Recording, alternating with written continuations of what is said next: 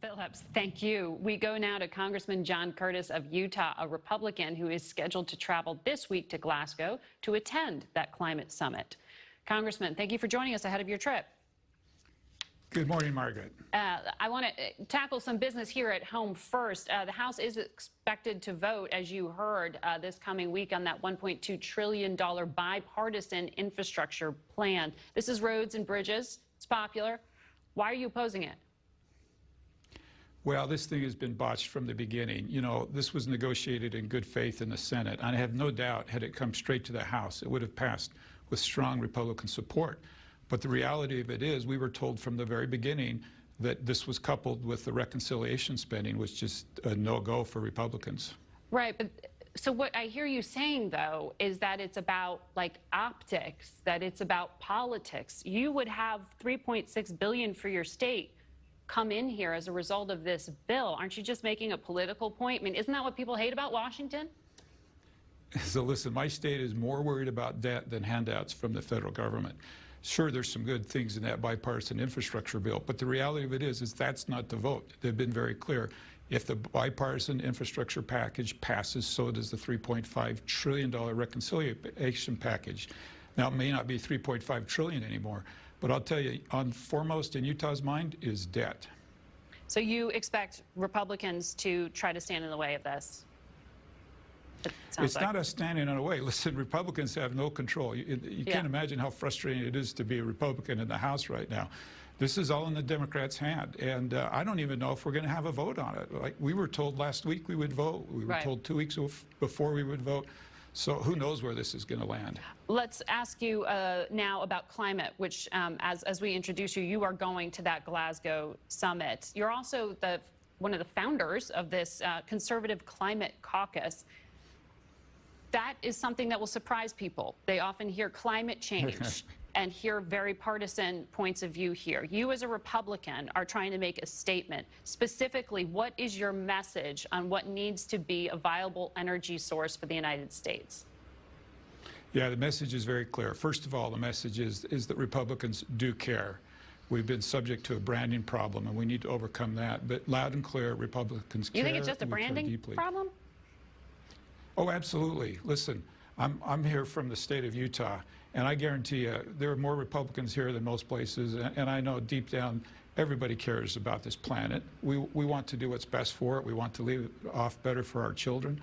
Now, it's fair to say we're turned off by the extremist rhetoric, and we don't always agree on the way to get there. But I can promise you Republicans do care deeply. And let me just show you, this caucus is a great example. I want to ask you about something specifically you spent a lot of time on, which you, in interviews I've read, talk about nuclear energy as an alternative to fossil fuels. Do your constituents really want nuclear plants in their backyard? Listen, a lot of times when we think about nuclear, we think about our grandparents' nuclear, and we need to change our paradigm on that. Listen, U.S. innovation and technology can lead us past the concerns that we have with nuclear, whether it be safety or whatever those concerns are. We don't have to accept old generation nuclear. Well, and by the way, Utah does want it in our backyard. We're one of the few UAMPs here, a municipality, a conglomerate of municipalities is one of the few that have actually made it partway through the permitting process for a small nuclear reactor.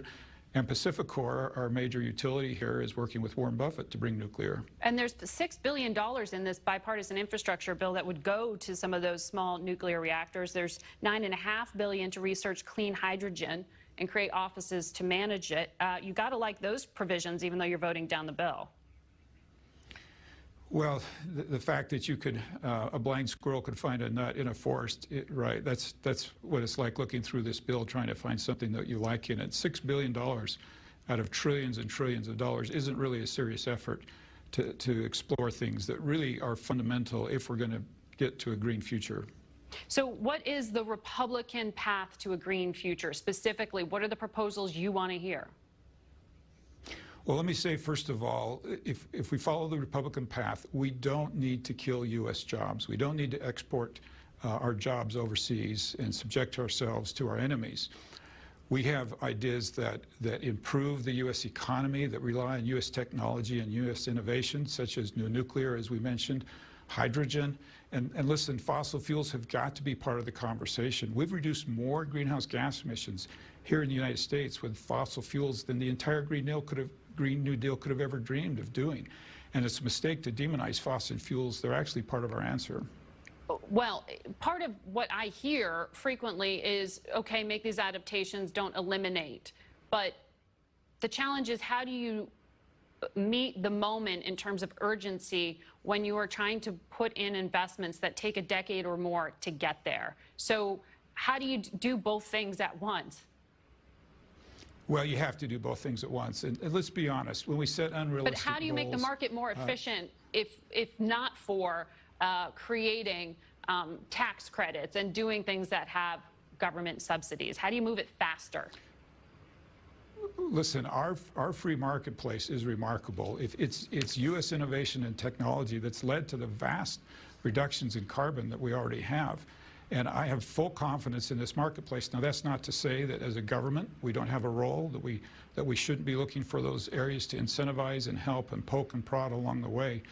But we need all hands on deck, and we need to talk about this in a bipartisan way and not just the extreme ideas, which, by the way, have led us in a terrible direction. We're looking at an energy crisis this winter.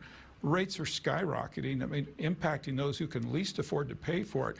If we're not careful, we're on the path of Germany. That doesn't look good. Congressman, have a safe trip. We'll leave it there, and Face the Nation will be back.